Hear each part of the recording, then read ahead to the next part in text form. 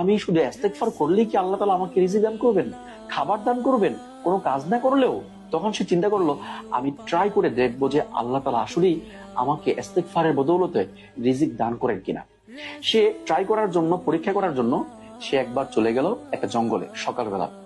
যাওয়ার পর থেকে সন্ধ্যা পর্যন্ত সে ইস্তেগফার করতেছে, কিন্তু কোনো খাবার কেউ নিয়ে আসছে না, কোনো খাবার আসছে না। সন্ধ্যার পরে সে চিন্তা করলো, এখন যদি সে গাছের নিচে থাকে, জঙ্গলে থাকে, তাহলে যে কোনো ক্ষতিকর প্রাণী, ভয়ঙ্কর প্রাণী এসে তাকে আক্রমণ করতে পারে। এজন্য সে গাছের উপরে গিয়ে অবস্থান নিল। রাত্রেও সে এখানে অবস্থান করবে, দেখবে যে কেউ তার জন্য খাবার নিয়ে আসে কিনা। সন্ধ্যা হওয়ার পর দেখতে পেল যুবকদের একটা দল পার্টি করার জন্য, খাবার দাবার রান্না করে খাবে, এই পার্টি করার জন্য আসছে।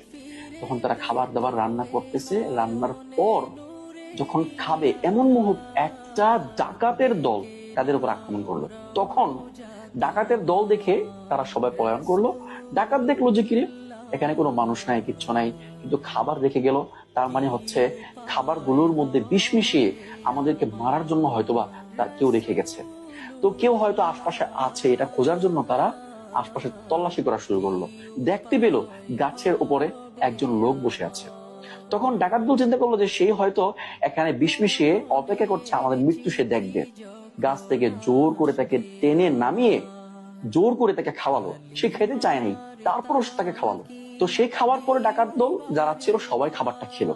খাওয়ার পর এই ব্যক্তিকে জিজ্ঞেস করলো যে, খাবারের মধ্যে কোনো বিষ নেই, কিচ্ছু নেই, তাহলে তুমি খেতে চাচ্ছিলে না কেন?